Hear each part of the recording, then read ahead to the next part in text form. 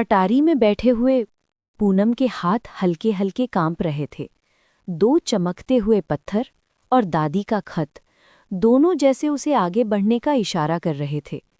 कमरे में पसरी खामोशी अब अजीब सी लगने लगी थी, जैसे कोई उसे देख रहा हो, कोई जो इस दुनिया का नहीं।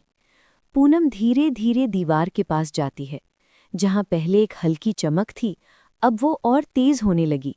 दीवार पर एक गोल सा निशान उभरने लगता है, जैसे किसी ने अंदर ही अंदर आग जलाई हो। पत्थर पूनम के हाथों में और भी ज्यादा गर्म हो जाते हैं। पूनम कानों में गूंजते हैं, जहां दिल कहे वहीं पत्थर लगाना। पूनम आंखें बंद करती है, गहरी सांस लेती है और पत्थर दीवार के उस चमकते हिस्से में लगा देती है। दीवार अचानक हल्की सी कंपन के साथ दरारों में बदलने लगती है।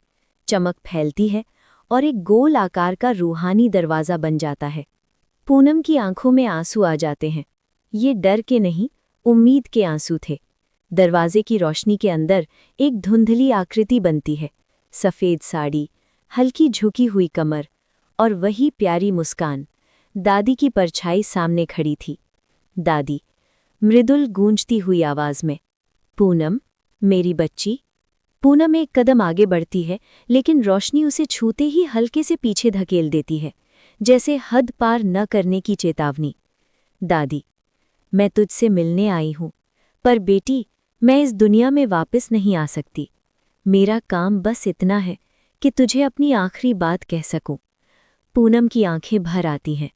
पूनम, दादी, आप मुझे छोड़कर क्यों चली? दादी, जिस रास्ते पर तू है वो आसान नहीं होगा, पर मैं हमेशा तेरे साथ हूँ, हर सांस, हर धड़कन में।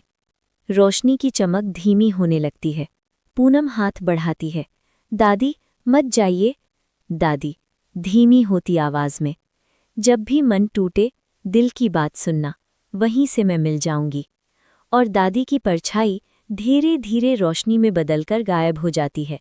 रूहानी दरवाज़ा चमकता है और एक तेज़ हवा के साथ अचानक बंद हो जाता है। पत्थर ज़मीन पर गिरते हैं और उनकी चमक खत्म हो जाती है। पूनम वहीं बैठ जाती है, आंखों से बहते आंसू, लेकिन चेहरे पर एक हल्की सी मुस्कान। उसने अपनी दादी को आखिरी बार देख लिया था। उस दिन पूनम बदल गई। अब वो डरती नहीं थी, क्योंकि उसे पता था, जहां प्यार होता है वहां कोई कभी अकेला नहीं होता। कहानी पसंद आए तो पूनम को लाइक और सब्सक्राइब करो दोस्तों।